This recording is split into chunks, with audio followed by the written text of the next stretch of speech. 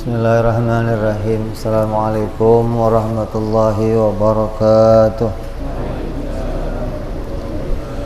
Al-Fatihah ila ruhi sayyidina habibina syafi'ina Rasulullah sayyidina Muhammad ibn Abdullah sallallahu alaihi wa ala alihi wa ashabihi wa azwajihi wa dhurriyyatihi.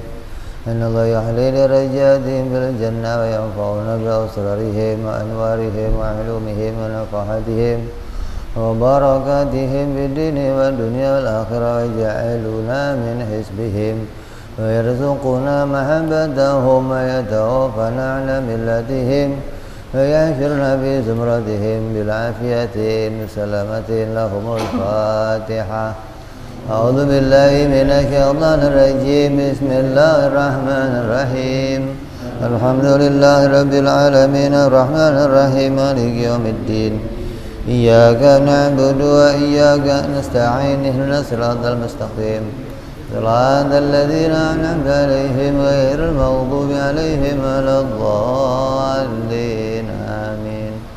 بسم الله الرحمن الرحيم. نويت تعلما وتعليما وتذكرا وتذكيرا والنفعا والانتفاعا والإفادة والاستفادة والحث على التمسك بكتاب الله سنة رسول الله صلى الله عليه وسلم والدعاء إلى الهدى والدلالة على الخير ابتغاء مرضاته وقربه وثوابه وحسن الخاتمة مع اللطف والعافية وصلاح العاقبة. Bismillahirrahmanirrahim. Alhamdulillahirabbil alamin.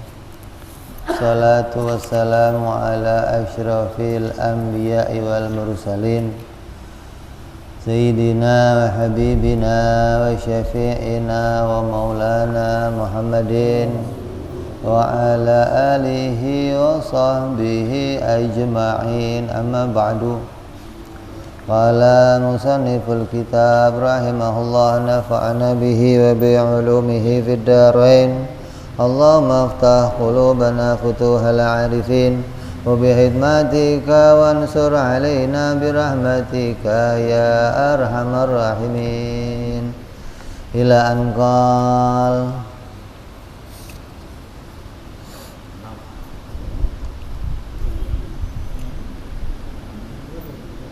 Apa ini sekarang? Wahdaniyah. Wajib Allah Esa.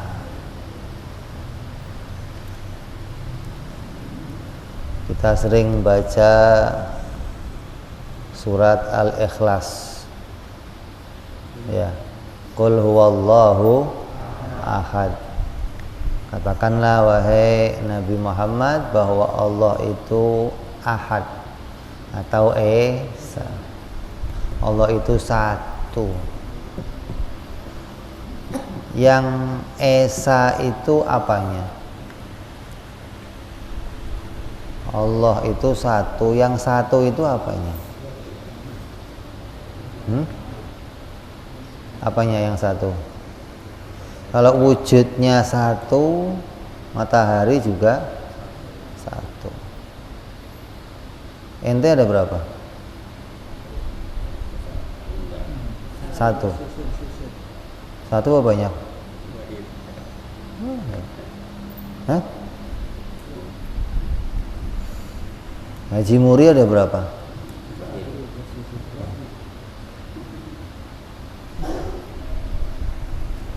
Jadi kalau cuman kenal Allah itu satu, masih banyak samanya. Jadi kita ini harus kenal apa sih yang harus diimani dari esa bagi Allah.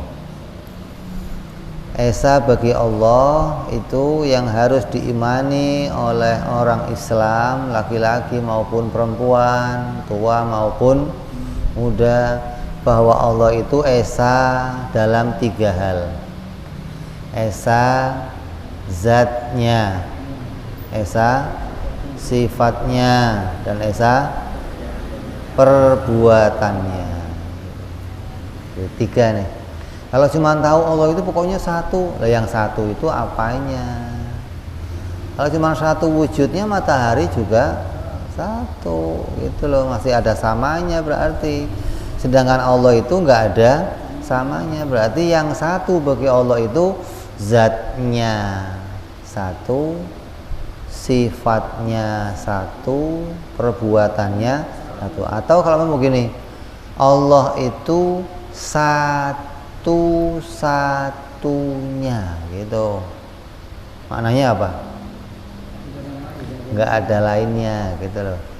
Zatnya nggak ada lainnya, sifatnya nggak ada lainnya, perbuatannya juga nggak ada lainnya, gitu. Maka dengan begitu kamu sampai pada maknanya satu bagi Allah, gitu. Jadi yang dimaksud satu itu nggak ada lainnya, gitu. Atau satu-satunya, gitu. Ya, bini kamu berapa? Satu-satunya apa baru satu? Oh, baru satu.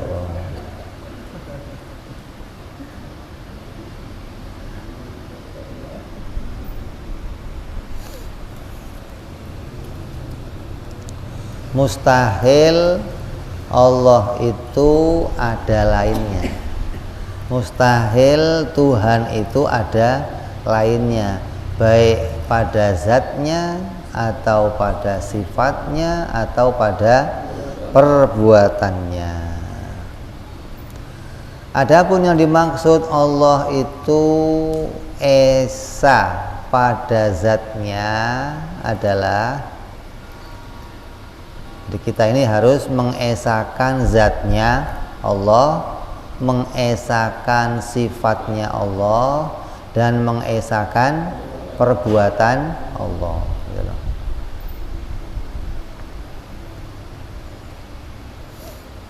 Jadi bukan mengesakan uluhiyahnya, rububiyahnya, asma dan sifat, bukan nih. Sekarang ada kelompok lagi muncul, tauhid itu ada 3. Tauhid ada 3. Tauhid uluhiyah, tauhid rububiyah, tauhid asma dan sifat. Maka tauhid yang semacam ini bukan diajarkan oleh ulama-ulamanya Ahlus Sunnah wal Jamaah. Artinya nggak ada tuntunan yang mengajarkan tentang 3 macam tauhid, itu nggak ada. Yang ada yang mengimani Allah itu esa, gitu aja. Tapi makna yang harus dipahami bahwa zatnya Allah itu ya esa, sifatnya Allah itu esa, perbuatannya Allah esa, gitu. Zatnya nggak ada lainnya, sifatnya nggak ada lainnya, perbuatannya nggak ada lainnya. Nah, yang dimaksud zatnya Allah itu nggak ada lainnya, maksudnya zatnya Allah itu tidak tersusun-susun dari beberapa bagian atau anggota. Jadi kalau kita ini disebut satu orang, ya saya ini berapa? 1 orang, tapi ada kepalanya, ada tangannya, ada kakinya, ada hidungnya, ada kuping, rambut, banyak nih. Berarti walaupun disebut satu, tapi tersusun-susun. Susunan itu juga seperti pohon. Pohon ada apanya? Akar, batang, dahan, daun. Kalau kamu ada akarnya enggak? Kamu ada akarnya enggak? Masa enggak ada? Buah aja ada.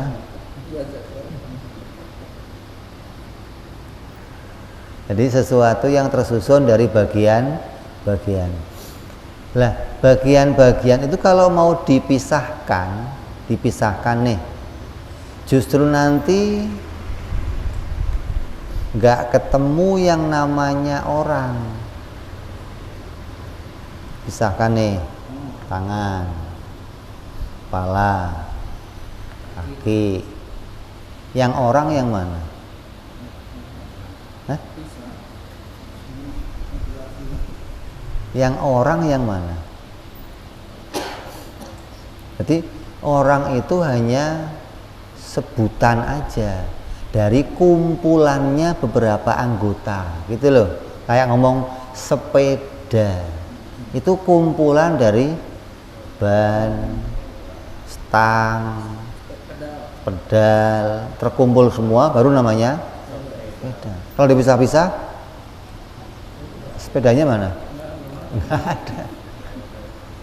Gitu loh. Jadi kita disebut satu orang itu hanya gambaran. Yang aslinya wujud itu hanya Allah, gitu loh. Yang wujudnya nggak tersusun dari anggota-anggota. Jadi kita ini wujud-wujudan, namanya wujud ciptaan, diwujudkan oleh Allah dengan keadaan disusun dari mata, kepala, kuping, kaki, jantung, usus. Ini dalamnya macam-macam nih isinya nih. Terkumpulnya semua itu disebut orang, gitu. Ya. Nah, kalau orang sama kambing bedanya apa? Kok kambing disebutnya hewan, padahal isinya sama loh, kaki, kepala, kuping, mata, usus, ya. Bedanya apa? Nggak ada akalnya. Kambing karena nggak bisa berpikir, maka disebut hewan.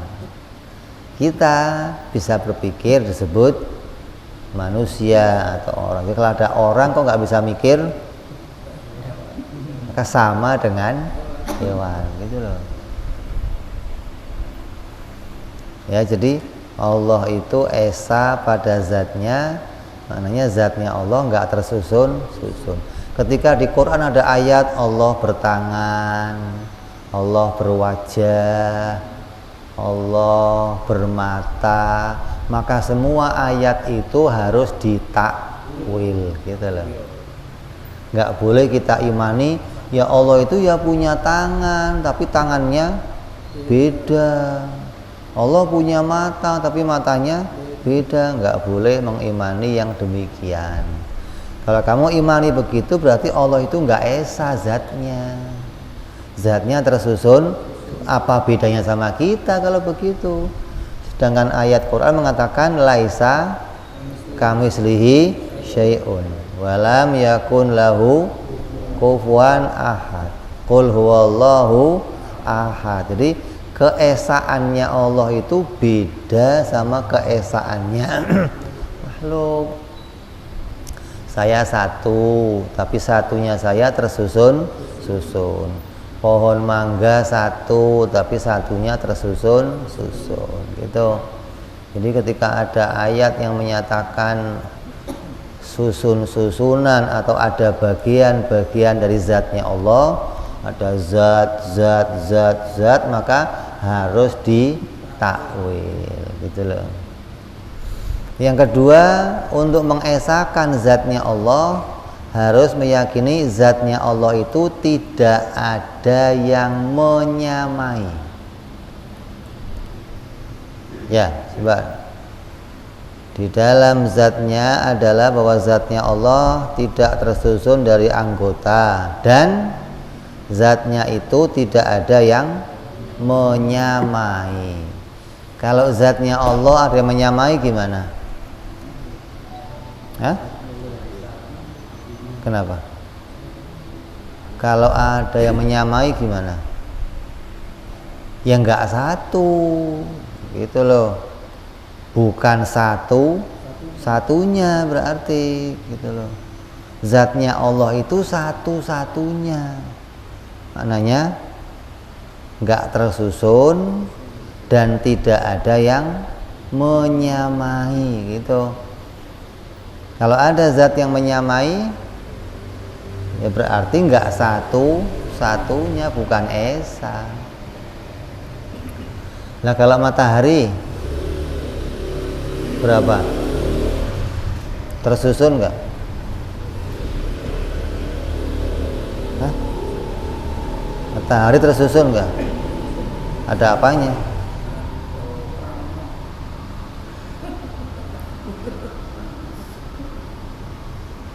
Matahari tersusun enggak? Satu enggak matahari? Bedanya dengan satunya Allah apa?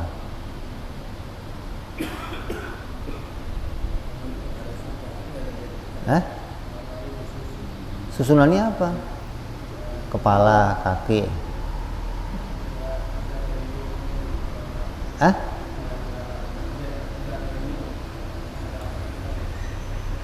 Helikopter.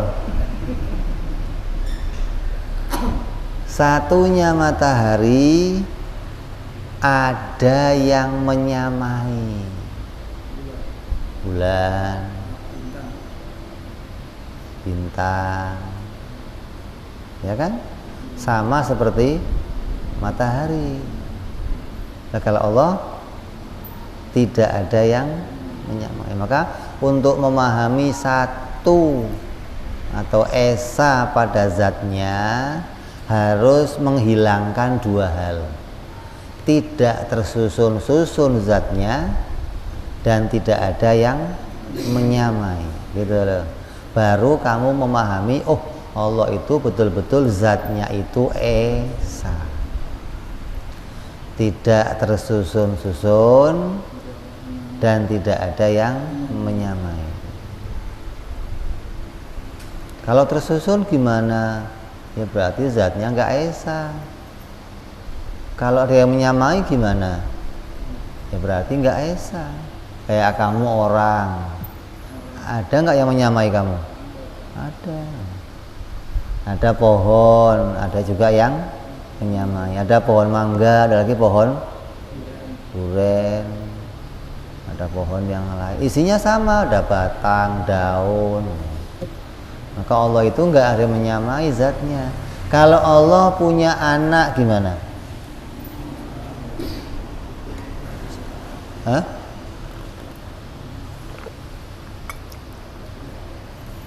Kalau Allah punya anak gimana?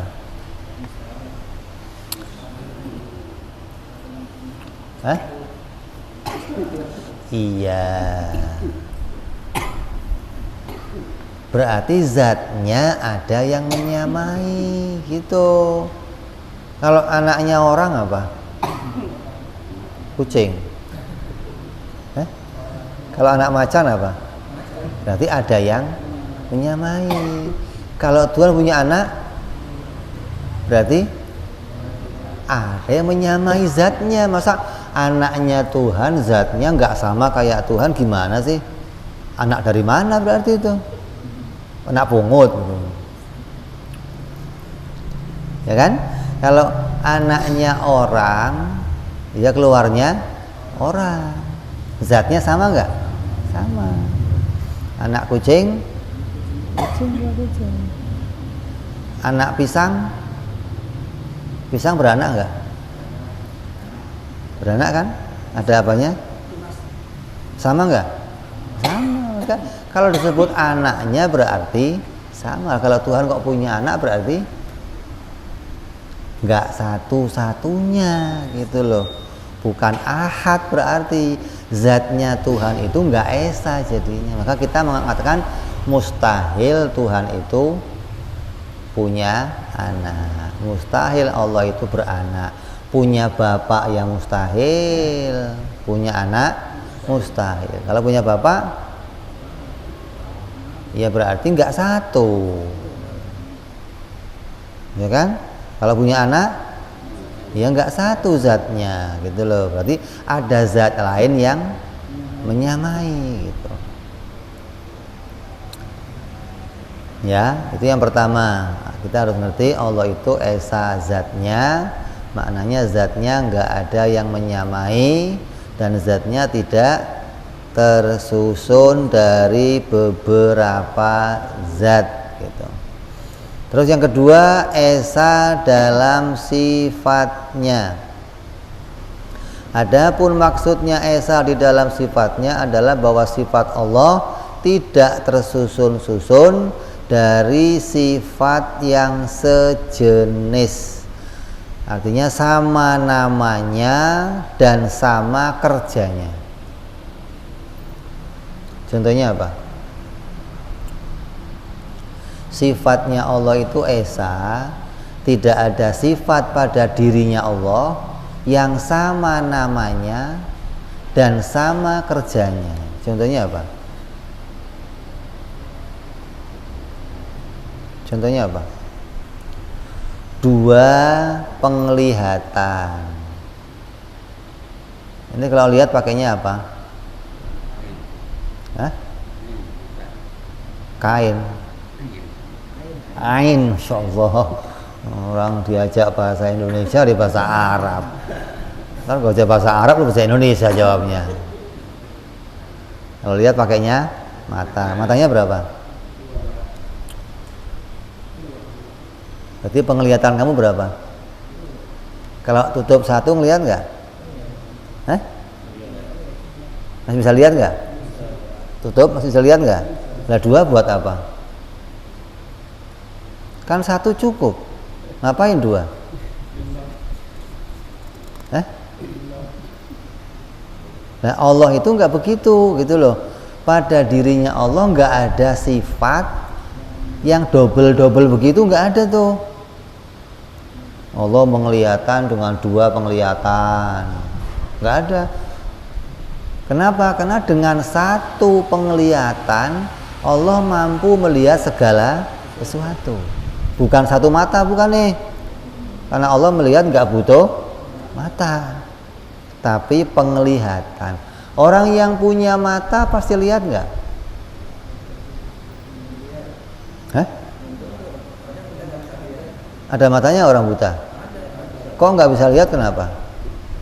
Kan matanya ada. Karena nggak ada sifat melihat, gitu. Yang dibutuhkan bukan mata, tapi sifat melihat, gitu loh. Sedangkan sifat melihat kita oleh Allah ditempelin di mata, maka matanya melihat. Kalau ditempelin di sini, sikutnya.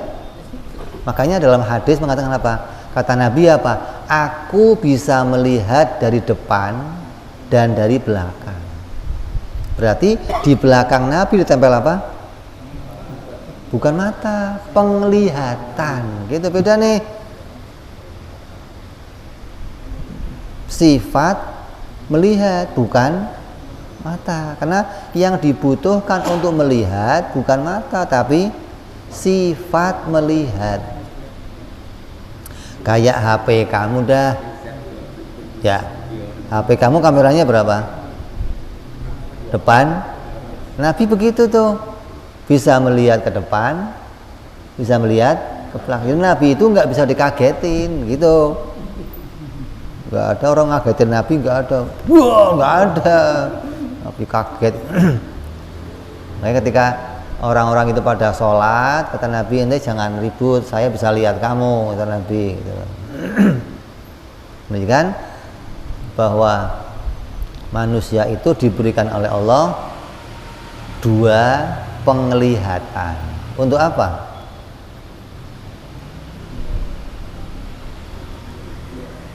Hah? Satu kan cukup, ngapain dua?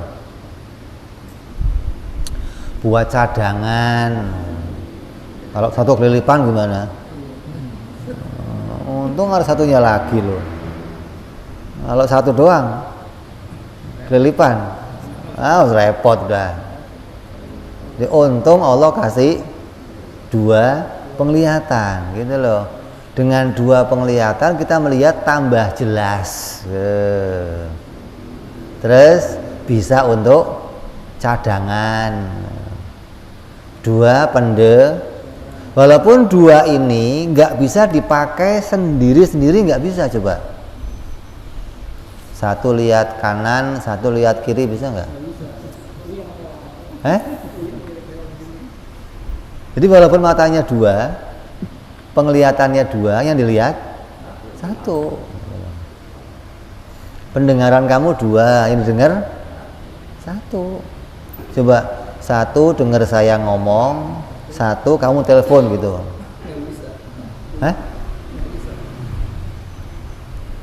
Ya. Nah, untuk apa dua?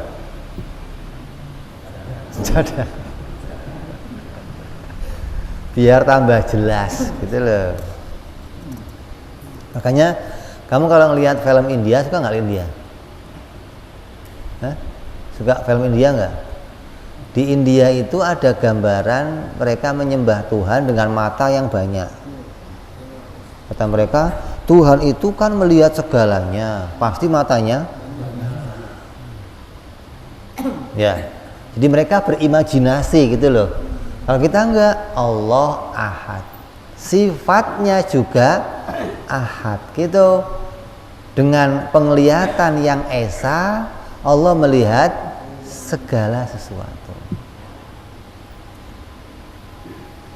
Pendengarannya esa, kudratnya esa, ilmunya esa. Kalau ilmu kita, ilmu kamu berapa? Banyak. Ada ilmu matematika, ada ilmu apa lagi? Biologi, ilmu sains, ilmu ya, banyak nggak? Ada nahwu, mantek, sorof, tajwid, tauhid, ma'ani, banyak nih. Kenapa kita ini untuk punya ilmu ya disusun-susun, hari ini belajar ilmu ini, besok ganti lagi, besok berarti ilmunya. Kalau Allah esa, dengan ilmu yang esa Allah mengetahui segala sesuatu. Dengan penglihatan yang esa Allah melihat segala sesuatu. Dengan pendengaran yang esa Allah mendengar segala sesuatu. Jadi pada zatnya Allah nggak ada sifat yang tersusun. Berarti sifatnya Allah gimana? Sifatnya Allah semuanya esa. Bukan sifatnya satu doang, bukan. Sifatnya Allah ada berapa? Ada berapa sifat Allah? Banyak. Yang kita diwajibkan kenal cukup 20 gitu. Sifat Allah enggak 20, enggak. Sifat Allah enggak terhingga. Sifat kesempurnaan Allah tidak terhingga. Dan semua sifatnya itu esa, gitu loh maksudnya. Jadi pada zatnya Allah berdiri sifat yang semua sifatnya itu esa. Kudrat esa, irodat esa, penglihatan esa, ilmu esa, bicaranya esa gitu. Dan semua sifat-sifat yang lain yang enggak kita ketahui gitu. Ya. Ini yang pertama wajib kita tahu sifatnya Allah esa. Yang kedua, dan sifat Allah tidak ada yang menyamai. Kalau ada yang menyamai gimana? berarti ada lainnya, berarti nggak esa gitu. Artinya ada yang punya penglihatan seperti penglihatan Allah, ada yang punya pendengaran seperti pendengaran Allah, berarti nggak esa gitu. Makanya kalau Allah kok punya anak, berarti mesti ada yang punya penglihatan seperti penglihatan Allah, ada yang punya pendengaran seperti pendengaran Allah. Kayak kamu dah, kamu punya penglihatan, ada yang sama enggak? Mana? Ente berapa matanya? Itu 4. Berarti kalau ada yang punya penglihatan sama, berarti nggak esa gitu loh. Nah kalau Allah kok punya anak, berarti ada yang punya kudrat seperti kudratnya Allah. Kalau kudratnya Allah menciptakan, lah kudrat anaknya ngapain? Menciptakan juga, berarti 2 pencipta dong nanti gitu. Dan pencipta itu wajib esa, berarti kudrat itu wajib esa. Nggak ada yang akan ditemukan kudrat lain selain kudratnya Allah. Nggak ada bapak, nggak ada anak, berarti zatnya esa, sifatnya esa gitu loh. Kalau sifat kita nggak esa. Yang pertama sifatnya tersusun, ada banyak. Yang kedua ada yang menyamai. Penglihatan ini sama dengan penglihatan ini, penglihatan kamu juga sama, penglihatan ente sama, berarti banyak samanya nih, menunjukkan penglihatannya makhluk itu enggak esa, pendengarannya enggak esa, ilmunya enggak esa, kudratnya enggak esa gitu. Ya, ini 2 nih udah, zatnya esa, terus sifatnya juga esa. Yang ketiga, adapun maksudnya Allah esa di dalam perbuatannya adalah bahwa perbuatan Allah tidak ada yang menyamai.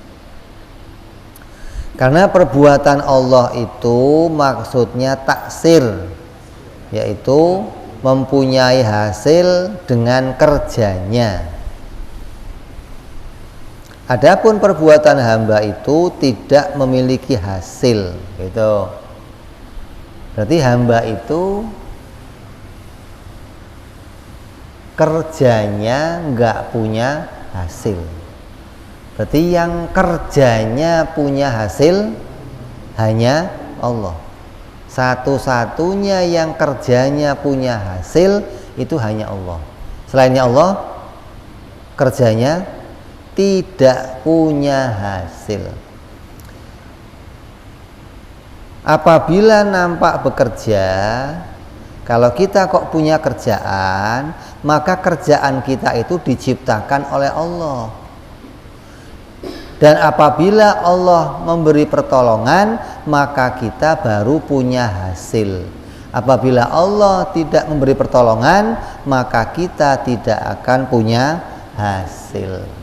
Berarti kita ini wujudnya diciptakan, perbuatannya diciptakan, hasilnya diciptakan, gitu. Ini tikotnya ahli sunnah nih. Kita mengakui saya punya perbuatan, tapi perbuatan saya diciptakan oleh Allah. Karena yang bisa menciptakan sesuatu yang bisa menghasilkan itu hanya Allah. Saya tidak bisa menciptakan perbuatan saya sendiri. Jadi ketika saya kok punya perbuatan nih, apa contohnya? Perbuatan kamu contohnya apa? Hah? Apa? Menghasilkan apa? Oh, perbuatan itu dagang gitu ya, kerjaan ya. Perbuatan itu kayak duduk, jalan, tidur, makan, berkedip, bergerak. Ini namanya apa? Perbuatan kan? Bukan jadi lurah, jadi tukang becak, jadi pedagang rokok, pedagang kain. Itu mah profesi namanya ya. Jadi perbuatan itu bukan itu yang dimaksud. Yang dimaksud perbuatan segala aktivitas kita, gitu loh. Segala kerjanya kita. Maka kerjanya kita itu ada berapa? Banyak. Kedip, apalagi nguap, napas, jalan, duduk, tidur, jongkok, apalagi makan, minum, berantem, ya. Kalau kerjanya Allah, apa? Menciptakan, gitu. Nggak ada lainnya, nggak ada. Kalau ada berita di Quran nih, Allah turun, berarti apa itu? Yang namanya turun itu apa? Kerjaan bukan? Dari atas ke bawah. Kalau naik dari bawah ke atas. Di Quran ada lagi perkataan begini, Allah datang. Artinya apa? Dari luar, dari jauh, dekat, datang. Lah, kalau itu dijadikan perbuatannya Allah, berarti sama dengan makhluk dong. Lah, yang namanya turun naik itu hasilnya apa? Ya nggak ada hasilnya. Artinya nggak menciptakan sesuatu. Nah, sedangkan Allah itu perbuatannya menciptakan. Apapun yang diperbuat Allah hanya satu, yaitu menciptakan. Nggak ada lainnya, nggak ada. Termasuk menciptakan perbuatannya manusia, perbuatannya malaikat, perbuatannya makhluk. Itu semua diciptakan oleh Allah. Manusia punya perbuatan, tapi perbuatannya tidak dari dirinya sendiri. Beda sama pahamnya orang di luar ahli sunnah. Beda nih, hati-hati nih.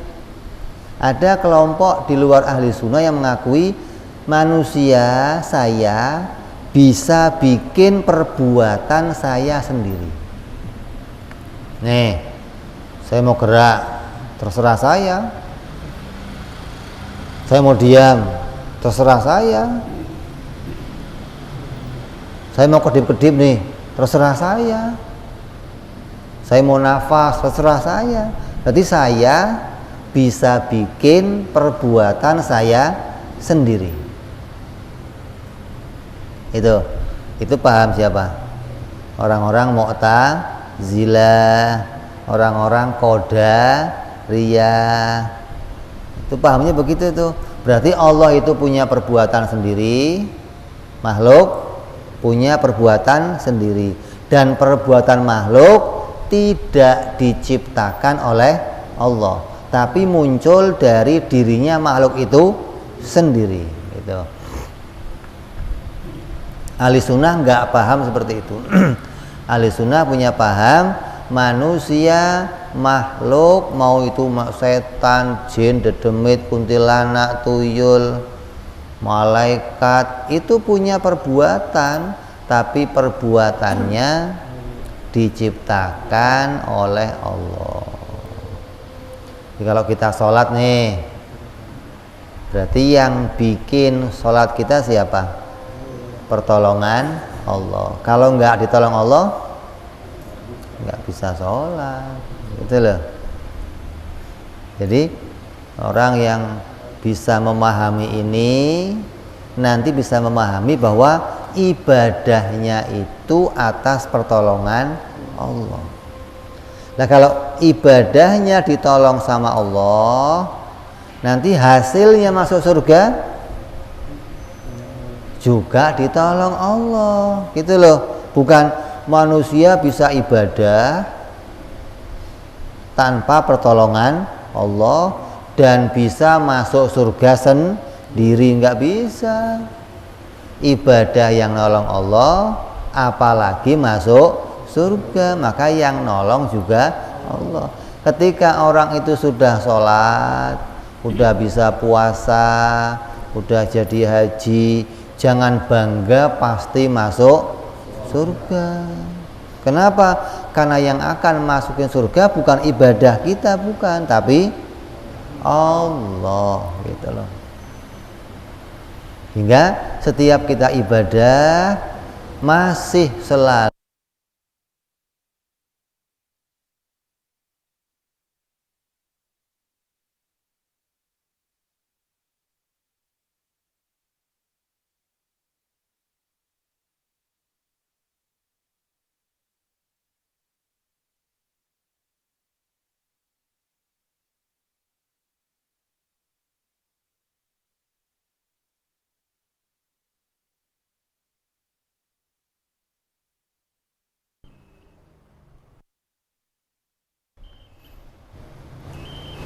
Isya ya. Kita dengar adzan Isya sebentar. Wallah.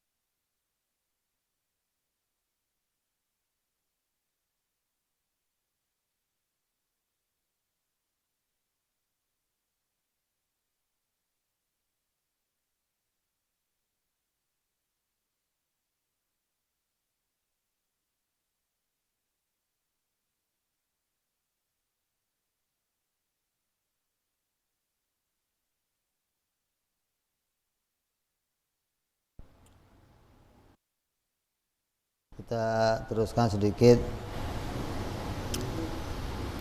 Ya, jadi esa dalam perbuatannya, yaitu perbuatan menciptakan itu hanya pada Allah. Jadi selain Allah tidak bisa memberi pengaruh, tidak bisa menimbulkan apapun.